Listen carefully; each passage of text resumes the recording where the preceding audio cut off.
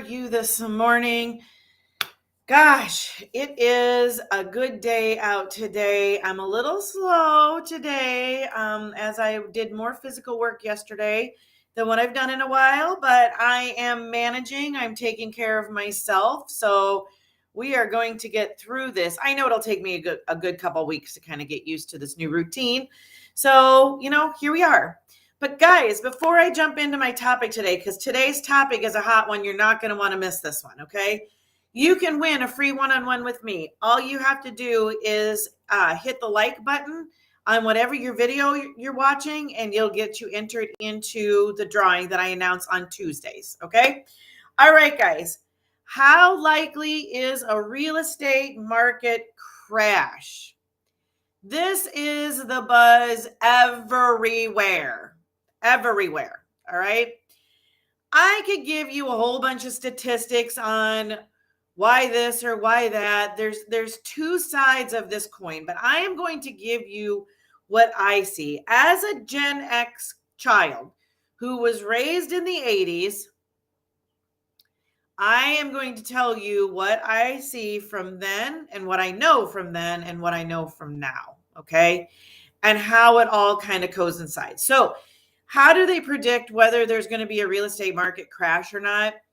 A lot of people go back to history and what has happened in the history.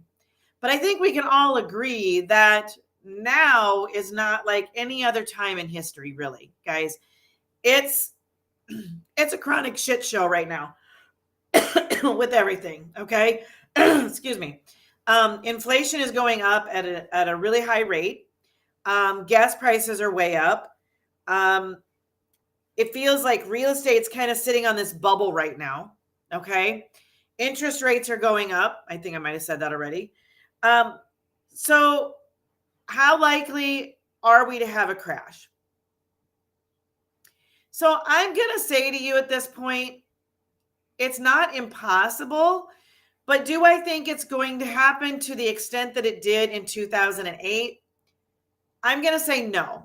And here is why. Here is my big reason for saying no.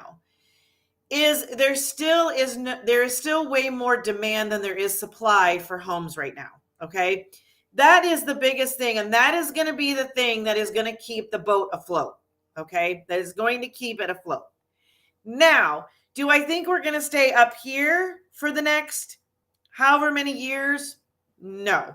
I think you're going to see your house prices come down just because demand is going to come down a little bit, just because as the interest rate goes up, it's going to kick the people out that maybe don't have really good credit, or the debt to income is way off, or anything like that, because they're not going to be able to afford the interest rate that's on it, or they're not going to want to pay it, guys. Here's the other thing that I think is what's going to happen is the reason the market is going to stay high is people are looking to move more inward into their jobs, okay?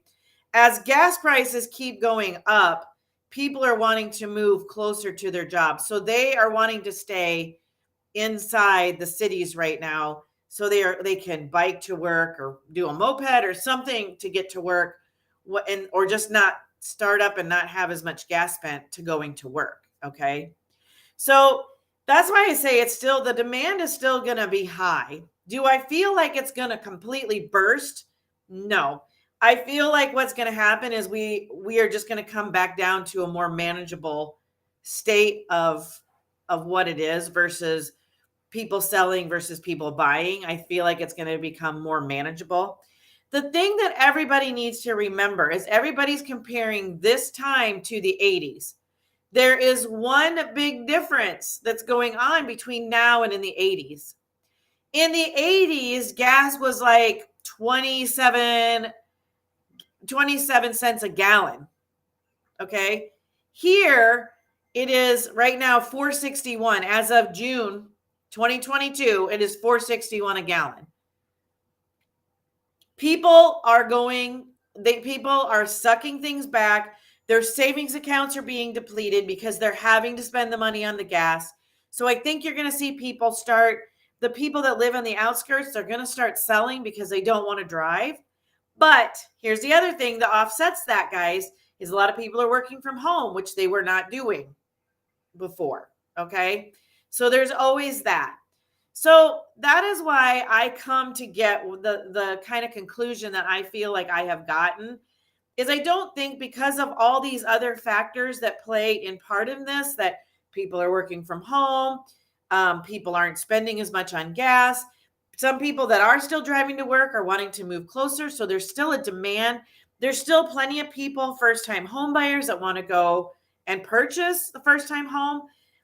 The thing is, the demand has gotten so high that it's starting to kind of weed out those bottom people that can't compete in the one. So what used to be a $125,000 house, a home first-time home buyers, is now a $150,000 house. Okay.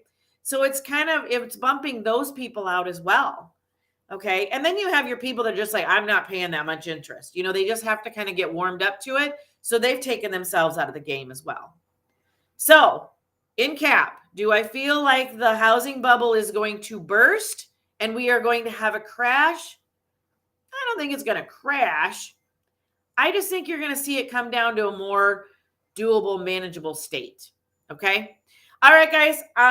We're going to talk about this over in my free Facebook group. Jump in if you've got some opinions on that. Jump in and we'll talk about that. The link to that is in the description. So grab that and get on over there. I will see you guys all